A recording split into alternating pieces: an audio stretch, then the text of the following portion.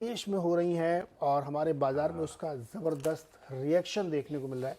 US में कल बहुत ज़बरदस्त सेल ऑफ था, एक क्रॉस द बोर्ड था और आगे उसके हम लोग डिटेलिंग करेंगे। उसका हमारे बाजारों पे क्या इम्पैक्ट हो सकता है, इसको समझने की कोशिश करते हैं। अनुज, गुड मॉर्निंग। क्या हमने पहले से ये प्रीएम्प्ट किया? Good morning Neeraj ji, good morning आशीष। गुड मॉर्निंग साहब। एक बहुत टफ मार्केट है इस समय एक्चुअली काफ़ी, और बहुत सारे लोग कंफ्यूज हैं क्या करना है। मैं एक छोटी सी कहानी बताता हूँ। एक मार्केट में एक फल की दुकान है, उसमें एक किसी ने अपनी फल की दुकान लगाई हुई है। उसमें एक बड़ा बोर्ड लगाया हुआ है कि हमारे यहाँ ताज़ा फल मिलते हैं। तो एक बंदा आता है उसके पास, कहता है भाई साहब हमारे यहाँ लिखने का क्या मतलब, आपकी दुकान है तो आपके यहाँ ही मिलेगा ना, इसमें से हमारे यहाँ मिटा दीजिए, सिर्फ लिखिए ताज़ा फल मिलते हैं। तो उसको मिटा देता है, लिखता है ताज़ा फल मिलते हैं। फिर एक और बंदा आता है, कह रहा भाई साहब आप लिखने के ताज़ा फल मिलते हैं, अब आप बेच दो ताज़ा ही होंगे, ये लिख के आप क्यों कंफ्यूज कर रहे हो लोगों को, सिर्फ लिखो फल मिलते हैं। होता ठीक है, वो ताज़ा मिटा देता है।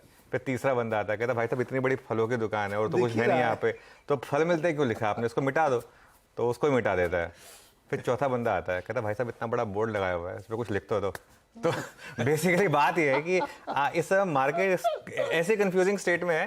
चार लोग आप आके आपको चार बातें कहेंगे और अब आपको डिसाइड करना है कि आपको करना क्या है। तो आप वही करिए जो आपको ठीक लगे इस मार्केट में। ये एग्जैक्टली वैसी मार्केट है। मैं इसमें कहूँगा सिंपल, इस मार्केट में अपना सब कुछ छोड़ के बस अपना SIP और अपना जो सिस्टमैटिक इन्वेस्टमेंट और जो अपना डिसिप्लिन है बस उसको मेंटेन रखें। अगले 6 महीने 1 साल तक उसको ना भूलें।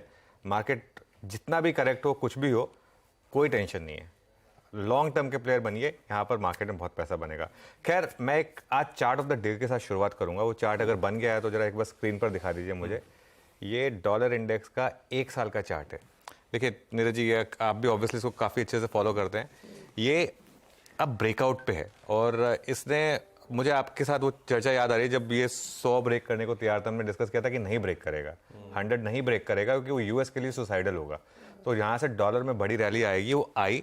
लेकिन ये जो रैली आई है ना, ये अभी भी, इसका जो 52 वीक हाई था वो 114 था, वो अभी तक वहां नहीं पहुंचा। लेकिन क्या ये जो जिस तरीके से एकदम से ऊपर आया, अगर ये 114 115 तक पहुंच गया डॉलर इंडेक्स, तो नियर टर्म में तो आप सारी इमर्जिंग मार्केट्स की आप समझ लीजिए कि दुर्गति होने वाली है नियर टर्म में। ये इसमें कोई किसी को ये नहीं होना चाहिए कि इसमें कोई भी सेकंड थॉट्स है।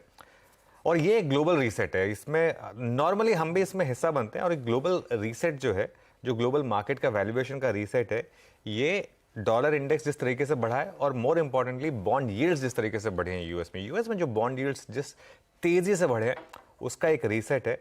और 200 DMA सिंपल मूविंग एवरेज के बहुत करीब है S&P 500। नैस्डैक ने तोड़ ही दिया उसको, डाउ ने भी तोड़ दिया, लेकिन S&P 500 क्योंकि सबसे बड़ा इंडेक्स है उसको फॉलो करते हैं, वो काफ़ी करीब है 200 डे मूविंग एवरेज के।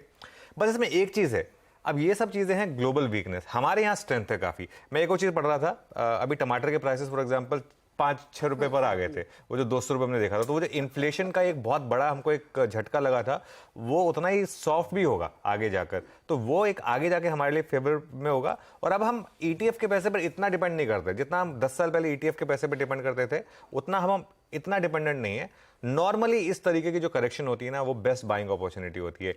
ये जब भी सॉर्ट आउट होगा मामला, वहां से मार्केट तगड़ा बाउंस देगा। अब ये इशू क्या है, नियर टर्म में गेस करना मुश्किल है कि ये 19,200 पे रुकेगा, 18,800 पे रुकेगा या 18,000 पे रुकेगा, ये कहना हमेशा टफ होता है। और ग्लोबली मैं सर को एक चीज़ कहूँगा, और क्रूड पर ध्यान रखें क्योंकि अब हमको रशिया से चीप क्रूड भी मिलना बंद हो गया है।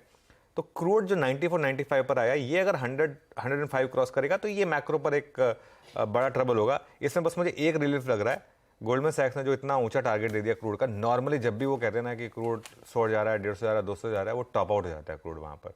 तो ये एक शायद फैक्टर आगे जाके हमारे फेवर में आ जाए, पता नहीं। ये कहानी भाई साहब, सारे इंपॉर्टेंट मुद्दे, वो डॉलर इंडेक्स का दिन पर दिन उछाल दिखाना, सरदर्द बनने लगा है उभरते बाजारों के लिए, वॉच आउट करने की जरूरत। और दूसरी तरफ कच्चा तेल, देखते हैं और कितना तेजी दिखा सकता है। 94-93 के आसपास पिछले कुछ दिनों से कंसोलिडेट जरूर कर रहा है ब्रेंट का भाव।